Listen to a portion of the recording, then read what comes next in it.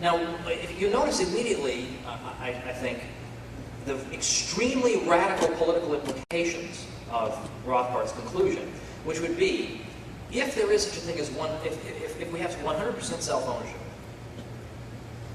then, according to him, any form of aggression against the individual is morally unjustifiable, including taxation. That would be morally unjustifiable because that would be a kind of theft from one group preying upon another, and that would be a violation of the self-ownership of the people being taxed. And he would say that there has to be one standard of morality that is universally applied to all people. And one thing that would fail that test is, I can steal, but you can't. I can hit you, but you can't hit me. That type of ethic is not universal.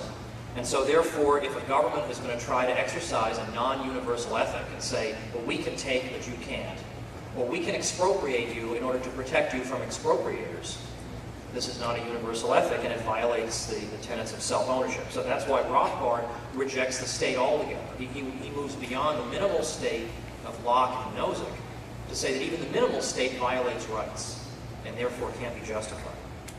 Oh, wow.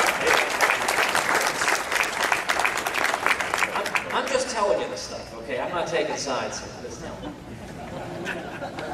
Nobody believes me. Okay, but I mean, I'm trying to be fair to everybody here. Okay, now finally, you'll notice that I've got like a 58-page last example, not because it's the most important, but simply because the argument is very unfamiliar to people, I think, and it's much easier to follow just going on here. In fact, I'm even going to make it even simpler. Under Roman numeral 6, I'm going to strike out letter D altogether. I'm just going to strike it out and make it even simpler. So here what I want to talk about is a very interesting, relatively recent attempt to ground the idea of natural rights on a somewhat different foundation. And so what you find, and you know, you may find some of these things persuasive and some not. You may find all of them persuasive. But the fact that we can make this argument from numerous different angles, and yet it leads us to the same basic conclusion of the existence of natural rights, I don't think that's a weakness. I think that's a strength. I think that shows that it's a truth that, albeit perhaps from somewhat different angles, we're all approaching from different ways. So Hans Hermann Hoppe, who just turned 60 this year, is still alive, lives in Europe. I remember he's offered his own version of things. One of my most memorable interactions with him was seeing him probably 4 years ago, 5 years ago, and telling him that I had a new... Oh, he came up to me and said, oh, I see you have a new book that is coming out. That is good. Whatever.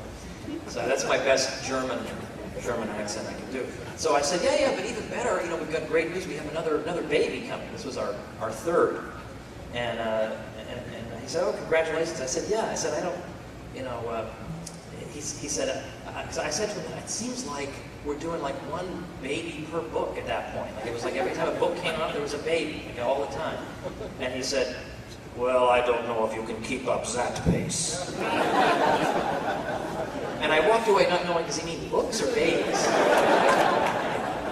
All right, well, so Hans Hoppe, I think, although he gets a lot of criticism, I think unjustifiably, I think he's an extremely original and important thinker. People to read. I mean, one of the people whose books really changed my way of thinking. I mean, really jolted me into thinking in new and original and I hope exciting ways is Hans Hoppe. In fact, when I got my wisdom teeth pulled, I sat in bed and I'm all medicated up and I don't know where I am, and I'm trying to read his book called A Theory of Socialism and Capitalism. And my mother thought how quaint this was, that here's my little son trying his best to read this theoretical treatise, but I highly recommend Hoppe's work. Very, very original, extremely interesting.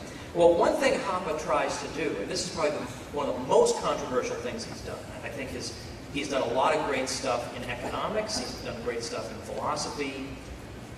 Probably the most controversial thing he's tried to do is something called argumentation ethics. And the groundwork for argumentation ethics is the recognition of the following things. And I've described these things as scarcity and its implications. We're living in a world of scarce resources, in the sense that we do not have enough resources for, and resources would include labor power as well, for all of us simultaneously to pursue all the ends we may want to pursue. We are inevitably faced with scarcity. Because resources are scarce, they're not superabundant like air. Supposing we have clean air. Air is so superabundant, we don't argue about it. We don't allocate property rights to air in most cases. Because it's so superabundant, no one argues about it or cares. But most goods do not exist in superabundance. They're scarce. And because scarce resources exist, and because my exercise of a range of control over one thing precludes your simultaneous exercise of a range of control over that thing, the potential for conflict exists by virtue of the existence of scarcity. So if we want to live peacefully in society, given the possibility of conflict that scarcity introduces, we need a peaceful, objective, conflict-avoiding system of property ownership that would assign these scarce resources to some owner who can exercise a range of control over them. So peaceful, well, that's obvious. Again, if we're looking to avoid conflict, we need peace. But also objective. Whatever it is that links me with the good that I exercise control over needs to be something that can be recognized by everyone, that is objective. It can't just be, I've got a feeling that I should own such and such. Well, you might have the feeling that you should own it, and that doesn't avoid conflict at all. So it needs to be an objective link between the person and the object owned in order to avoid conflict.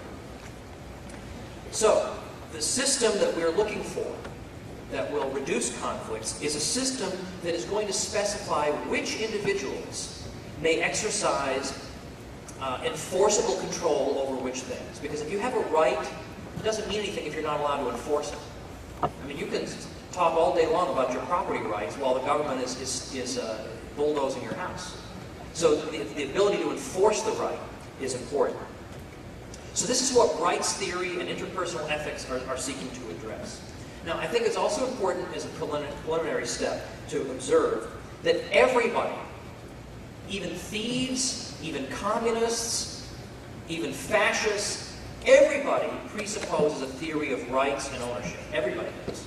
Because the communists are not saying nobody should own anything. They're not saying no one should exercise a range of control over anything. They're saying these people should exercise that range of control, not these exploiters. A thief is saying, I should have control over these goods because I'm big and strong and I've got a gun and I can take them from you, and you shouldn't. So in effect, he also has a theory. It's a crummy theory. But he does believe, he's not saying no one should exercise control over anything. Everybody's got some theory as to who should control property. Bureaucrats, governments, thieves, whatever, free individuals. Everybody's got some understanding of how ownership should be conferred.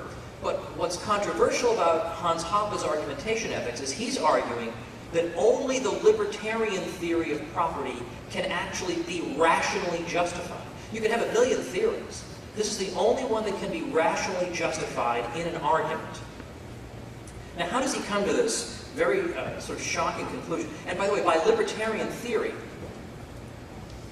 of rights and ownership, all he means is the idea, really, that comes from Locke and perhaps purified by Rothbard, the idea that the owner of something is either the first user of the thing, as in the case of a previously unowned good, or the transferee of that good by means of gift or bequest or sale.